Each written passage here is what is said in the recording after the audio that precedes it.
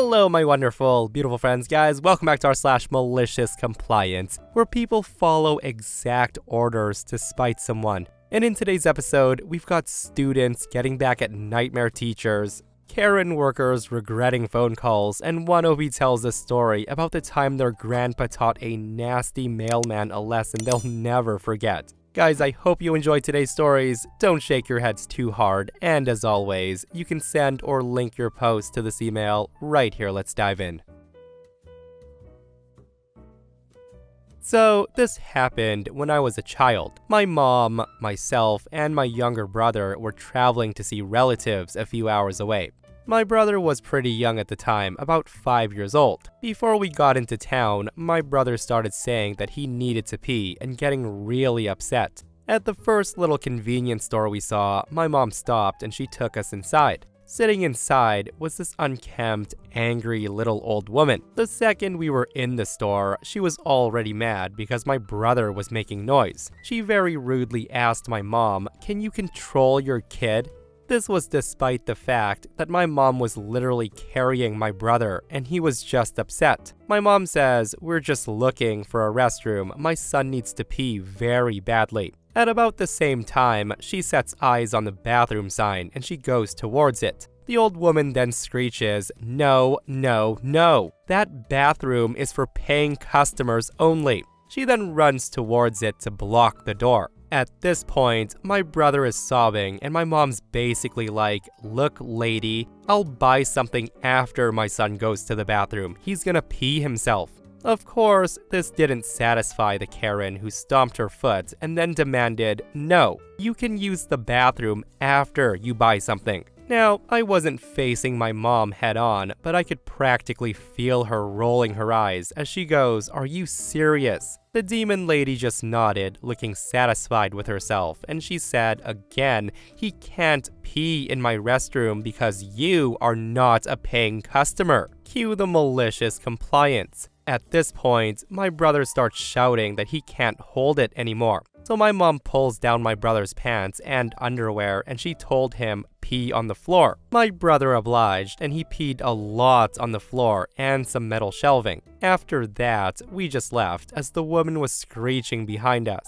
I don't remember the rest of the trip, but I will always remember the look on that woman's face. And for those asking why she didn't let him pee outside, she said she didn't anticipate the woman being so crazy about the bathroom. And by the time we were in there and at the back of the store, she knew that her options were a pee-soaked child or letting him pee on the floor. She said the fact that the lady was an a-hole helped the decision along. Listen, I'm just gonna say that with that nasty attitude, maybe that Karen did deserve to mop up that mess. Like, in my opinion, people who deny children the use of a bathroom are horrible people. Like, you see a child doing the pee dance and you still deny the use of a toilet all because mom didn't pay yet. Like, what did she think was gonna happen? And this person comments, "This happened to me once. I was on a trip and suddenly had to use the restroom. I have Crohn's and I had a little warning. So I pulled over at a little middle of nowhere podunk gas station and the guy acted like this, although not quite as aggressive. I just straight up told him, either I use your restroom, then buy a soda, or you get to clean up a puddle of diarrhea." The guy decided to let me use the restroom.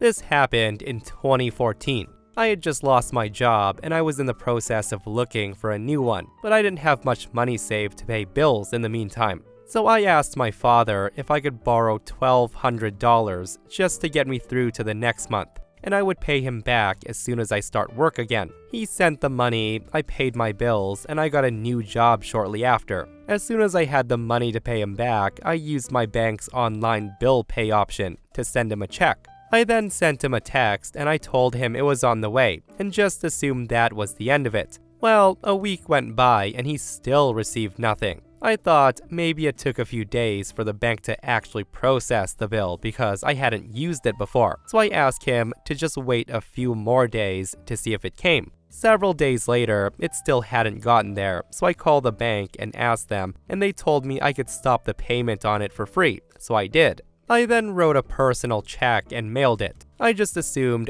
something went wrong with the online bill pay. About 2 months later, I get a check in the mail from a medical facility in the state my father lives in for $1,200. So of course, I call and ask them about it, and they told me on a recorded line that it was an overpayment on an account my father had with them, and it was a legitimate check and was mine to keep. At that point, I didn't associate it with the bill pay thing I tried to do a couple of months before. So I call my father and ask about his accounts with this place because there was no reason they should have my address to be sending me an overpayment if he had actually made one. My father had no idea what was going on because he hadn't used that facility in a few years. So I look up the place on Google and it finally dawned on me what happened. My father's address was on Saddlewood Drive at that point in time. But when I typed it into bill pay, my phone auto-corrected it to Sandalwood, and it just happened to be the same numerical address. Because my father's name was listed as the payee, they attempted to apply it to his account. So that's where my check had gone. So I tried to call them again to explain what happened, and the lady on the phone was extremely rude to me. She told me, "I've already talked to you about this. I don't know why you're calling again. We sent you what we owed you. This account is settled and we will not be talking about it again. Do you hear me?" And again, this is a recorded line. I then asked if she was sure they owed me this money, and she practically shouted yes. And that's when I smile and hung up the phone. I deposited the check into my bank that day. They didn't try to call me back until about 6 weeks later, and I'd been wondering how long it would take. The person who called me was a different lady, and she called to tell me that a mistake had been made, and I owe them $1,200. That's when I told her that she was misinformed, and she should go back and listen to the recorded calls I made to their office, and I gave her the dates. I told her that I had been reassured multiple times that the money was mine, and that I was in the clear to cash the check. I then hung up the phone, and I haven't heard a single thing about it since then. You know, in this case, 2 wrongs make 1,200 rights. Seriously, nothing like getting free money all because a Karen employee was super rude and refused to listen to the caller. Also, who would have loved to have seen their faces when they did go back to listen to that recording? Like, I can't imagine they'd be super impressed with that Karen employee. On the other hand, some people are saying that OP stole $1,200 from that company, and even if it was a recorded line, they could have pursued it, and to that, OP says, "It's almost been a decade and they have not contacted me or anything about the money." I will never forget my favorite malicious compliance from my private school days. For some important background, I went to a very strict religious school. And though I was also religious, Catholic, I wasn't the same religion as the headmaster and founders, who were Baptist. And the thing is, they didn't like me from day one, and they made it clear. I wanted to play soccer, but they only had a men's team. They told me, "All the girls here play volleyball, why don't you try that?" I also wanted to play popular Christian rock songs for music ministry, and I was told we weren't allowed to play that devil worship music. It was tons of stuff like that. I was in the office more than once, despite being a mild-mannered freshman. Now, another important note is at the time, I had a pretty punk style, I guess. I did a lot of shopping at Hot Topic, and most of what I owned was black, just normal teen stuff. I also had very, very long brown hair that would often fall in my face. Think Violet from the first half of The Incredibles. And this will be important. Things continued to get worse over the next 2 years. Finally, at the beginning of my junior year, I was called in to the guidance office. The headmaster, the guidance counselor, and my English teacher were there for an intervention. My English teacher started off by saying, "Hey, we're very concerned about you. You don't seem to be very social. Are you happy? Are you having dark thoughts?" I told her I'm perfectly happy and I have a ton of friends. What made you think there's something wrong? That's when the headmaster says, "We're just all a little concerned about how you present yourself." I respond, "What's that supposed to mean?" At this point, Mrs. English interrupts loudly and she says, "Well, it's probably because you dress in all black all the time. and you have baggy clothes and your hair's always in your face. It would be nice if we could see you smile sometimes and know you're alright. I just say, what's wrong with wearing black? I just feel comfortable in these clothes. Plus, the baggy pants aren't that baggy. They help me to avoid accidentally breaking the pants must not be skin tight rule in the dress code. As for my hair, I'm proud of my long hair. It's taken me years to get it this long. I'm perfectly happy. I'm just wearing what I like the most. That's when the headmaster says, well, we'd like to see you wearing happier looking outfits. You really should make an effort to fit in among your peers. Mrs. English ends off with saying, and you should try wearing more happy colors. Wearing harsh blacks will only make us wonder how you're doing. It's such a depressing color. It's safe to say that I was horribly insulting. Wearing black didn't mean I was sad, and I had a great life at that point, so cue the malicious compliance. I spent the next few days investigating, waiting for a nugget of information that would make this compliance so sweet, juicy, if you will. Finally, one day in class, my English teacher comments to another teacher while leaving the room, ugh, I just hate the color orange. It's such an unbearably ugly color. And there it was. My plan was ready. I started asking my mom to only buy me bright orange outfits. I filled my closet with orange, bright orange top, striped orange jacket, puffy orange vest, and these bright orange pants. My favorite was an iridescent, fluorescent orange rain jacket. And honestly, I don't like the color orange either, but I did what I had to do. So almost every day for the rest of the school year, I wore an orange shirt and I pulled back my long hair to make it even more visible. Some days, I would come to school with head to toe in orange. Then, I sat in the front center seat of Mrs. English class and I made her stare at my bright orange clothes. I could see the disdain in her face every single time. After about a month, she made a comment on how it was so nice to see me putting some more variety in my wardrobe. But why did I have to pick the color orange? I just said to her, well, you didn't want me to wear black anymore, but isn't orange a great color? That's when she told me she wasn't a huge fan of orange, but nonetheless, she enjoyed how nice I looked in bright colors. I didn't stop wearing orange until the end of the year. What a malicious compliance that was, guys. And hey, despite coming off as a huge a-hole on the whole black-colored depressing clothing thing, it was actually nice to know that she complimented OP on how nice they looked in bright colors. And seriously, the only thing that would have made this better is if OP added to the malicious compliance and they had an overly forced smile on their face as well. Like, hey, you told me to smile more, so here it is. And if you enjoyed that school compliance, listen to this next post. So this happened years and years ago when I was a senior in high school. I'm a mom of 4 in my late 30s now.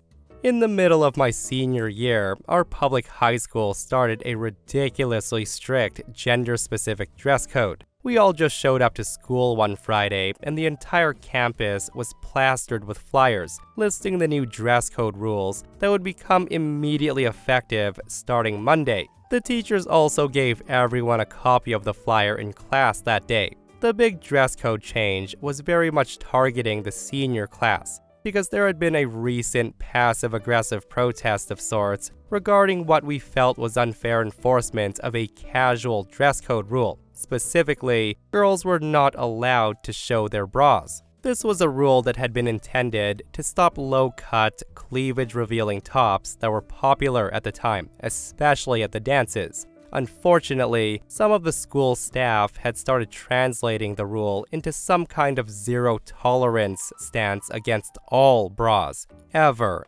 every day. If your colored bra vaguely showed through your light-colored sweater, you were busted. If your backpack pulled your t-shirt collar to the side and revealed a hint of bra strap, you were busted. And God forbid anyone ever wear a tank top when it's 100 degrees outside, because if a bra strap showed, you were busted.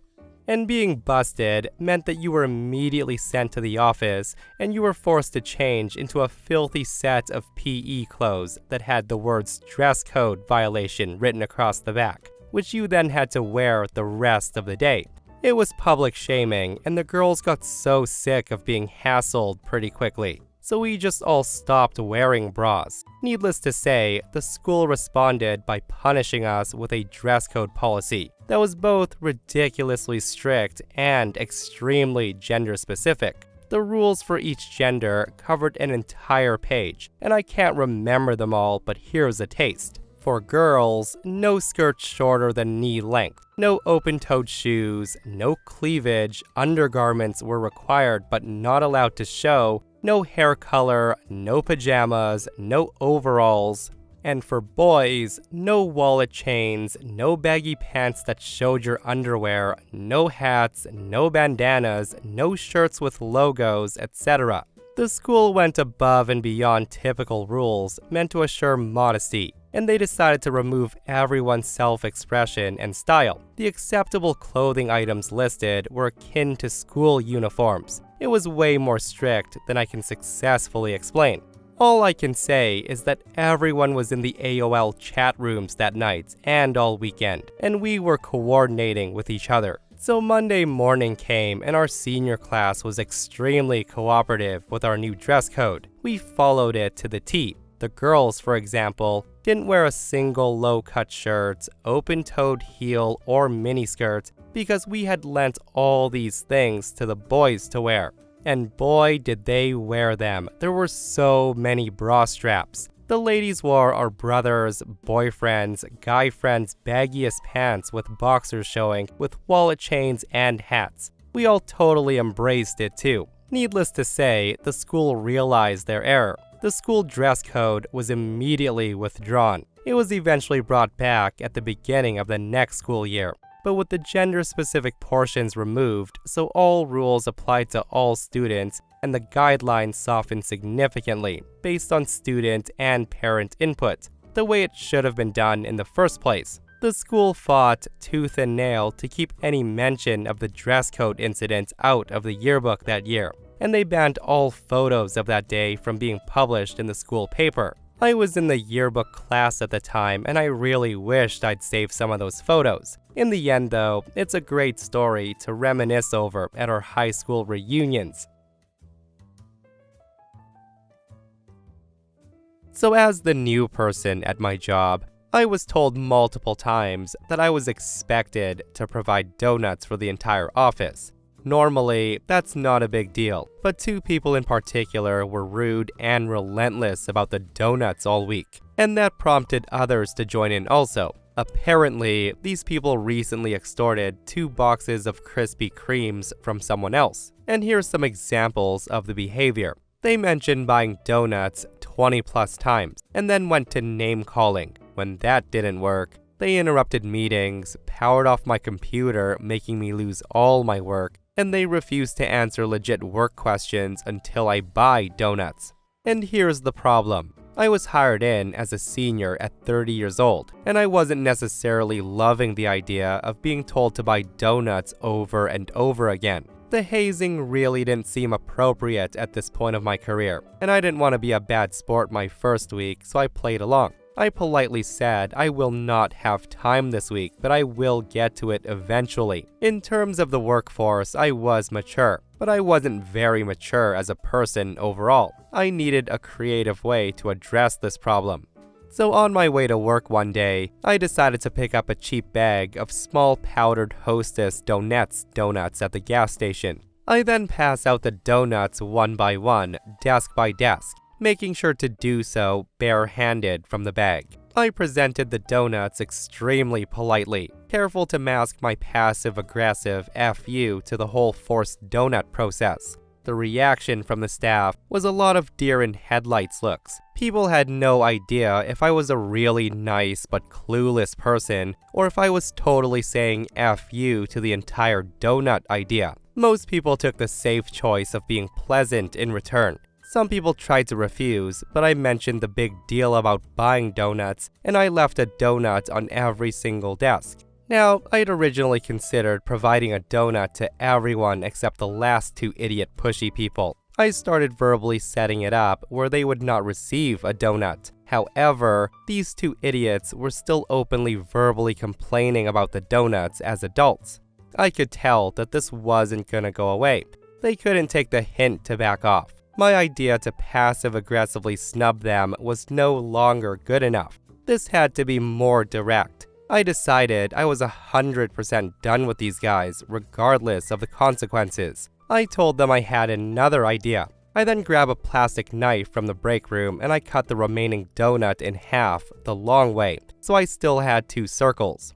The yellow cake was now visible, and then the most brilliant idea of my life. A new way to hold donuts. I held one donut on each middle finger, with my middle finger in the center hole of each donut. I then stopped at both desks. The first guy had his choice of 2 half donuts on my middle fingers. That's right, I was able to give him a double donut middle finger. The guy now understood that I was completely done with his BS, but he never grabbed a donut. I explained the donuts are actually quite tasty, and I urged him to take one, but I'm sure I looked like a complete psycho. I was no longer able to stay in character. The good news is his refusal to take a donut from my middle finger also allowed the opportunity to provide the last guy a double donut middle finger as well. And I'm not gonna lie, I mildly snapped. I had a huge fake grin on my face. I just looked him right in the eye, double donut middle fingers up, no longer saying a word. The reaction of the last person is best described as completely frightened. That's right, I reached a complete breaking point over donuts, and I scared the hell out of someone. Anyways, after this incident, I was never asked to buy donuts ever again. What a way to stick it to those annoying office workers, OP. That double donut middle finger is fantastic. And honestly, if I were in any of the office people's shoes, I would be very wary of consuming that donut that OP was handing out. Like nothing like a person being forced to buy donuts for everyone, and them handing out donuts with a slightly psychotic look on their face. So I was reminiscing with my family about my late grandfather and some of the tomfoolery he got up to. I thought this story made a perfect post for this sub. And here's some backstory. Decades ago, my grandparents purchased a large plot of land out in the middle of nowhere with the idea to build themselves a home and retire on that plot. They were both from the rural Midwest, so originally, they wanted to keep horses, chickens, and maybe a few other small farm animals on the land, hence the size. As the years went by and they start actually making plans, they realized that horses weren't really feasible for a bunch of reasons. By that time, the area around their plot of land had been significantly more developed. So they instead split the plot into 8 pieces and they sold the other 7. Essentially financing their original purchase and the construction of the house, leaving their retirement and pension untouched. Because of their incredibly advantageous position, they made a point to only sell to like-minded buyers, friendly retirees who were looking for their last home, and they wanted a bit of the same isolation that my grandparents wanted. The result is that my grandparents end up with their dream bungalow on a spacious lot surrounded by friendly neighbors, and without any major time or money obligations. They end up spending a lot of time volunteering and making friends with the community that was growing around them. That said, we move on to the event. The area ends up being incorporated, and the town they were now living in eventually decided that the 2-lane blacktop road needed to be repaved and upgraded with sidewalks. Now, the county that the town was incorporated from had planned ahead, and there was plenty of room set aside for exactly this type of project, so none of the residents needed to move their fences or give up property to the state. However, most of them had placed their mailboxes on a post about half a dozen feet from their property line near to the road, so the postman had easy access. When the construction started, a city representative visited each property on the street, and they gave them a heads up on what to expect. They also asked the residents to move their mailboxes to make room for construction. My grandfather, having not much to do, offered to help his neighbors temporarily relocate their mailbox and post. He had retired from a career as a handyman, and several of his kids owned landscaping or similar businesses. So he spent a day with a mini backhoe, and he unearthed all 8 of his neighbors' mailbox posts, cement and all. He saved the post to reinstall when the road was complete, and he mounted the mailbox proper on each property's fence. But here's the issue. Lo and behold, on Monday, they had no mail service. After a bit of investigation, they realized that none of their neighbors did either. So the next morning, my grandfather waited outside to see what the problem was. Well, right on time, the mailman drove down their side of the streets, completely ignoring all 8 properties. Redoubling his efforts, the next morning, my grandfather was able to flag the mailman down and ask what the problem was. According to my grandfather, the very curt response was, "I'm not required to deliver to any mailbox more than 36 inches from the edge of the road." A call to the postal service confirmed this rule. The mailman may deliver outside that limit if they want, but they're not required to. So cue the malicious compliance. Now, it's pretty amazing what you can get done with 8 business hours of free time. The problem was that 36 inches from the current edge of the road is in the way of construction. So my grandfather spoke to the construction supervisor, who was sympathetic, but he was just as stuck as my grandfather was. My grandfather then visits the postal office and he returns with a current copy of regulations about mailbox locations. After a few hours of study and another visit to the construction supervisor's office with a half a dozen donuts and some coffee, he had formulated a plan. Now, remember his sons who ran landscaping businesses? My grandfather got into his truck and he visited both businesses. He returned home with 8 20-gallon plant pots. And these things are huge, like 30 inches tall and just about as large around. You see, while the construction guys can't mess with a federally protected fixed mailbox, they were more than happy to move a pot out of their way in the morning, and then back when the job was finished for the day. So each post was replanted in a 20-gallon pot, and then each mailbox was remounted on a post, and then each pot was placed within 36 inches of the current road's edge. Now the kicker was that a mailbox post that's meant to stick 4 feet out of the ground has at least 2 feet buried in the ground. In other words, it's a 6-foot post. When you put that inside a pot with a few inches of soil underneath and that pot on the surface of the ground, a mailbox on top is easily more than 6 feet in the air. You see, mailbox codes clearly specify how far horizontally a mailbox needs to be from the road, but they say nothing about how high that mailbox needs to be. It took a few more conversations with the postman and a visit from the local inspector, but the mailman spent the better part of 6 months delivering to 8 mailboxes that were more than 6 feet in the air, rather than walk the extra 6 feet to the fence. And that was my grandpa's malicious compliance. I hope you enjoyed. And what a friggin' epic malicious compliance that was, guys. And I'd like to think that everyone on the road was looking forward to the daily show. Also, Opie never did say how tall the mailman was, but if the guy was a shorter dude, it would have been quite the show to see him drive up to each house, get up, and tiptoe to reach the mailboxes. Either that or plop down a frickin' step stool or something, but I love it. And that, my friends, brings us to another NFR/malicious compliance. Guys, I hope you enjoyed today's stories. If you did, hit that thumbs up. And if you're not subscribed, consider subscribing so you don't miss these crazy, crazy stories. And if you missed the last episode on the channel, it's another r/malicious compliance episode, where Opie teaches a boss a lesson they'll never forget. Guys, go check it out if you haven't, and myself and Stevie Boy will see you guys in the next one. We love you.